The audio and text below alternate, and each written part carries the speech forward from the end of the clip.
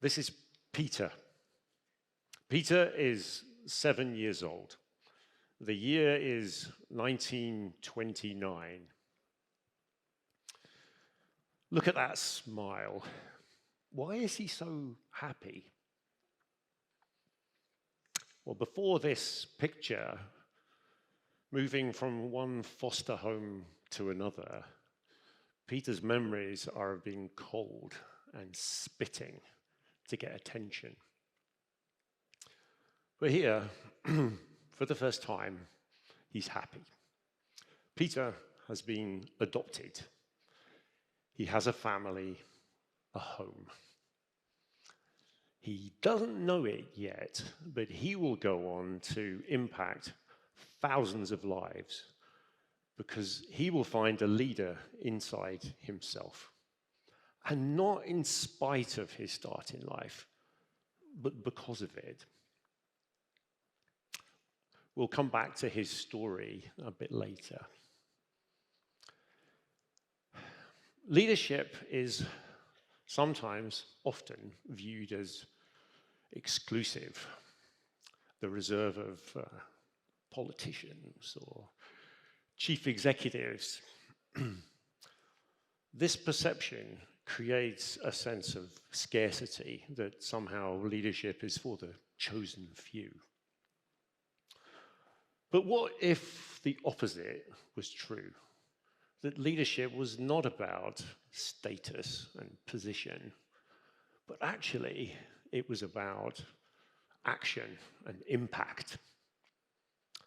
And what if, far from being scarce, leadership was abundant? We all have a story to tell, the imprint of our lives.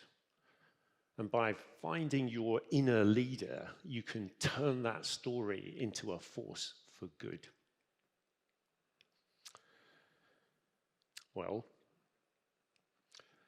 leadership is the courage to make an impact, to take the first step with that sense of responsibility, and to inspire and enable others to follow. Imagine a world where just a few of us, maybe a few more, were prepared to lead. What would that world look like?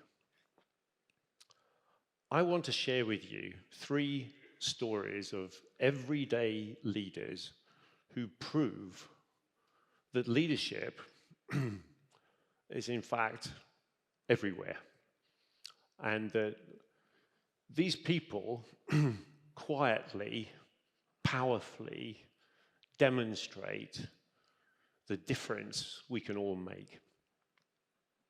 First, let me introduce you to Emma. Emma is one of my neighbors and a young mother. She saw and felt that our village needed a community hub, a place where everyone can gather, especially parents and their youngsters. So she worked with a local charity and the village society to create this cafe for the community where there are groups, classes, fresh food, cake, good coffee. It's thriving. Emma made a decision to do something vital for her community. She volunteered. Emma became a leader. Now let me introduce you to Rob, a good friend of mine and previously a client. Rob really struggled at school because he has dyslexia, and traditional academic studies was hard for him. But Rob loved gaming, and inspired by that love, he created a gaming company. And it was thriving for a while, but 10 years in, it was in trouble.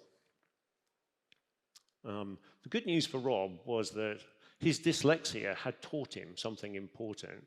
It taught him to ask for help when he needed it. And that's exactly what Rob did. As a result of that help, he turned MiniClip into a company that employs thousands and entertains millions today. Rob became the chief executive his company needed. Rob became a leader. Last but not least, let me introduce you to Eric, who I met doing voluntary work in Kenya. Eric's parents are smallholder farmers, and he saw firsthand their experience, one harvest away from hunger. This experience inspired him to tackle a problem that is growing in Kenya, and not only in Kenya, where 8.5 million smallholder farmers are facing increasingly severe droughts caused by climate change. Eric created something he calls climate-smart irrigation systems, which simply and cost-effectively enable a farmer to double their yield. Eric tackled a problem that he knew firsthand. Eric became a leader. 3 ordinary people doing extraordinary things, all powered by their own stories. So, what does it take to be a great leader? What are the traits? I believe there are 4 that are really important. Story. Leadership is fueled by who you are, your life experience, the things that make you a unique human. I've told you about Emma and Rob and Eric. What's your story? What makes you a unique human? What would inspire you to act? Because the next step is to act. And courage is the bridge between your story and action. Courage. Leaders go first. And they take that first step, even if they don't know what the other steps are going to be. The good news is that courage is not binary. It's not present or absent. It can be built over time. And try not to fear failure, because surely the only real failure is not taking that step at all. So if we take that first step, it's community that will help us to take the next 1,000. Community. Leadership is not a solo act. You won't get very far trying to do this on your own. So who will you enroll in your mission? Because if you can create that community, that critical mass, then you're going to have a lasting impact. Impact. Remember, this is not about you and the credit you receive. It's about the difference you make in the world. So focus on the difference. So leadership starts not with permission, it starts with a decision. A decision to be inspired by your story, find your courage, build a community, make the right kind of impact. These are the building blocks of leadership. So, let me return to that boy. 12 years after that photo was taken, there he is. Peter went to war. He learned to lead in the most difficult of circumstances. He survived the unimaginable, and he came home to teach. As a head teacher for 21 years, Peter impacted the lives of thousands of young people for the better. Peter believed, not surprisingly, given his start in life, that every single child mattered. So he made it his business to learn the names of all 900 students at his school by teaching the youngest age group every year.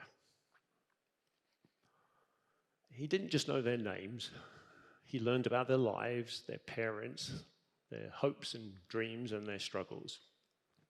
He cared about them. That man grew up to be my father.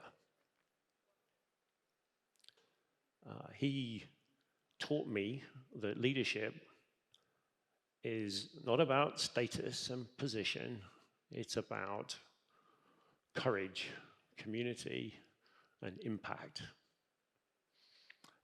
He impacted the lives of thousands of young people for the better, and he inspired me to learn about, write about, and practice leadership. Now,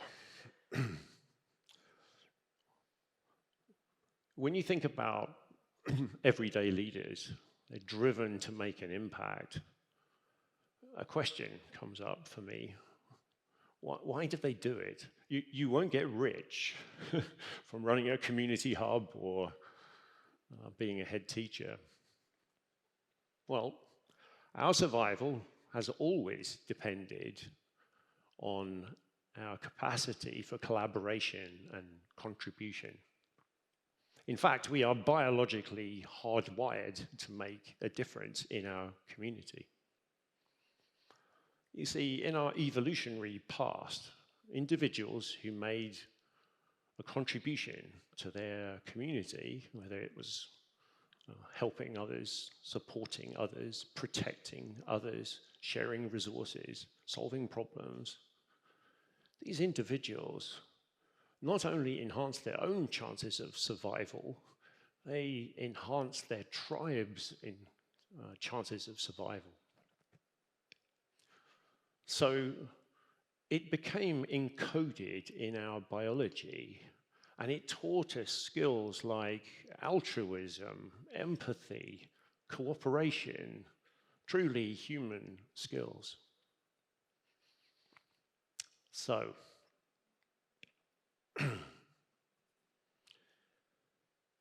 what does that mean for us? Well, I would like to put the spotlight on you now. What's your story and how does it inspire you? What would make you want to take that first step? I'm pretty sure there are plenty of people in this room who think, I can't do that, I can't lead. Well, I can guarantee you from certain knowledge that Emma, Rob, and Eric all felt that and still do some days. We all struggle with self-doubt. Even the great Albert Einstein publicly admitted to having imposter thoughts from time to time. But fortunately, leadership is about authenticity and purpose. It's not about training. You will make mistakes. So what? Just learn from them and keep going. So, Emma, Rob, Eric, my dear dad, they all had their struggles. They were all good enough. You are good enough. So, be inspired by your story, find your courage, build a community, and find the leader inside you. Thank you.